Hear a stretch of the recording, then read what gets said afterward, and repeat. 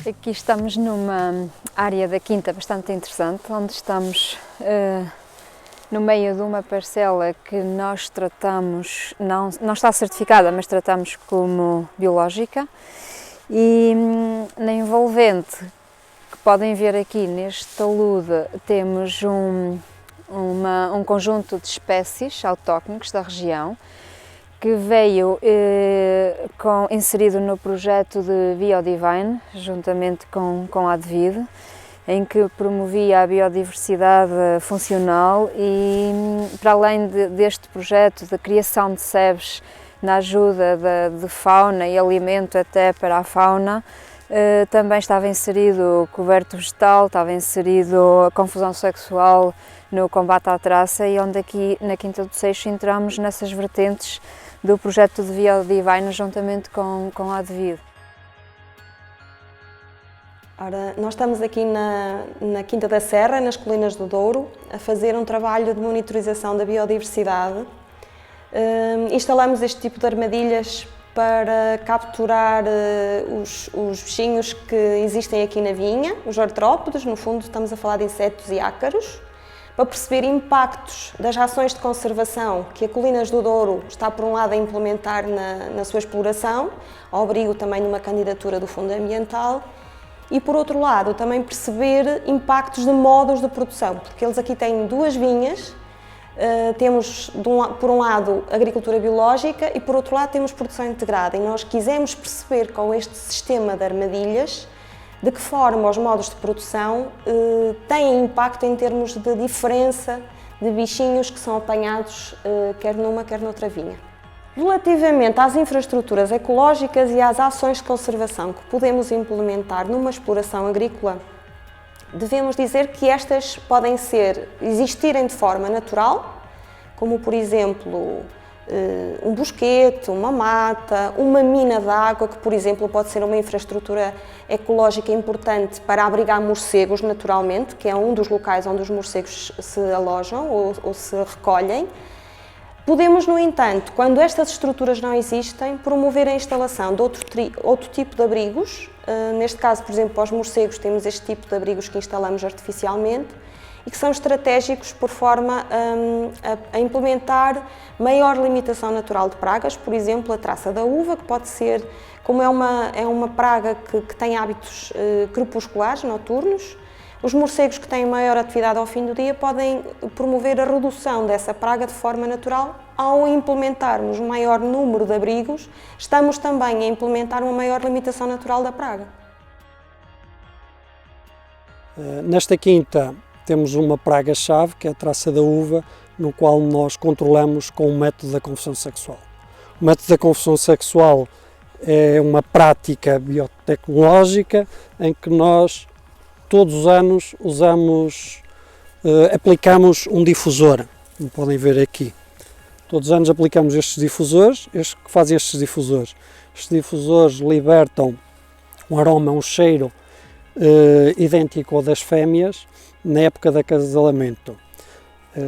Como toda a atmosfera está impregnada com este aroma, os machos dificilmente encontram as fêmeas. Ao não encontrarem as fêmeas, não acasalam, não têm ovos viáveis. Não existindo ovos viáveis, não temos nascimento de lagartas e não temos prejuízos provocados por esta praga. A nossa experiência diz que esta técnica, usada de uma forma sistemática e ao longo dos anos e de uma forma, digamos que aperfeiçoada de ano para ano. Porquê? Porque as vinhas têm tipologias diferentes, têm disposições diferentes, têm localizações diferentes e, portanto, para cada vinha nós temos que aferir o uso destes difusores por forma a maximizar o seu efeito. E, portanto, nós nos últimos anos não usamos qualquer inseticida e nos últimos anos a praga teve uma incidência bastante agressiva na região e posso-vos garantir que esta técnica da confusão sexual consegue controlar a traça da uva de uma forma eficaz e, portanto, esta técnica visa de facto preservar o meio ambiente e sem recurso ao uso de inseticidas.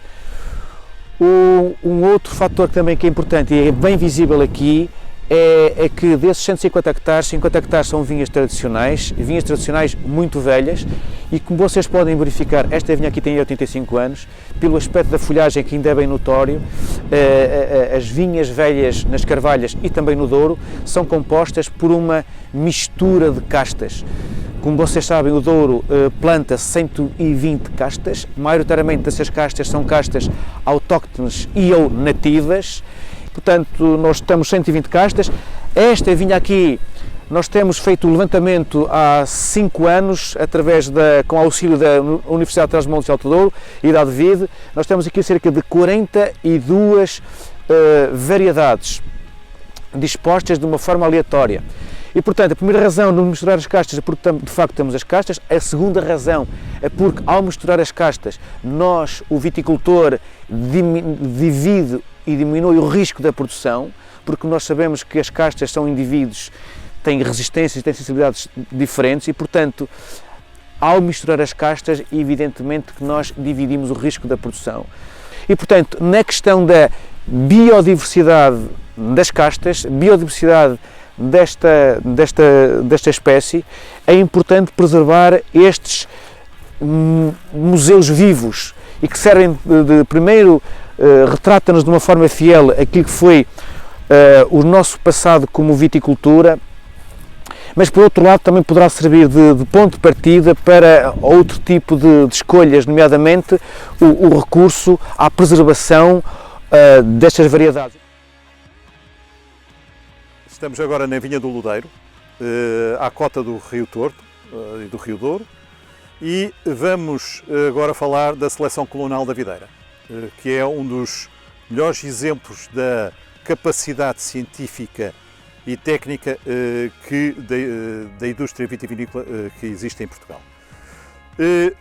Estamos aqui numa vinha que à primeira vista diríamos que não tem nada que a diferencie de qualquer outra que está em produção. E esse é talvez o facto mais importante, ou seja, numa vinha comercial temos toda a diversidade genética que existe no material vegetativo do moscatel numa vinha em produção. O que é que isto é de inovador? É inovador porque estamos numa propriedade privada, numa empresa privada, numa vinha comercial e que tem esta diversidade genética e que serve de base e de fornecimento para todo o sistema científico nacional relativamente a esta casta. Este aspecto é importante porque é um dos melhores exemplos de economia participativa que existe no país e a nível agrário. Aqui na Quinta de Castelo Melhor temos 2 campos colonais, um de Toriga Nacional, que é uma seleção do professor Antero Martins e do professor Nuno Magalhães, onde temos uma coleção de 50 clones de média e baixa produção, e temos também um campo de clones de tinta roriz, em parceria com a ADVID e com a Porvid.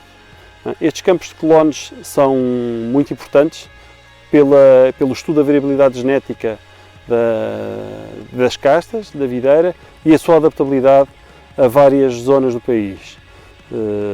Neste caso, este campo onde nós estamos é o campo da tinta roriz e é o campo que a Porvid e a ADVID têm na zona do Douro Superior para estudo dos clones da tinta roriz e a sua adaptabilidade.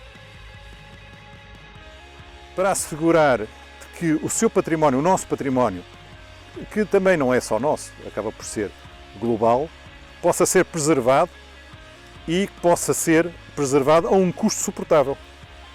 Ou seja, em termos de erário público, estas vinhas são vinhas que estão a produzir, são vinhas que estão a criar riqueza, mas estão a criar duplamente riqueza. Riqueza para a empresa que as explora, riqueza para o país, porque elas preservam a diversidade genética e têm essa dupla finalidade. Este aspecto é importante realçarmos. Está aqui Cada espaço entre postes são diferentes clones, mas durante o ano eles não têm só o efeito, não têm só o interesse para estudo, também têm o interesse para uma produção comercial. Portanto, aliamos, num país que não tem muito esse hábito, aliamos uma componente comercial normal, da atividade privada, com uma componente de investigação e de guarda de património genético que é de todos.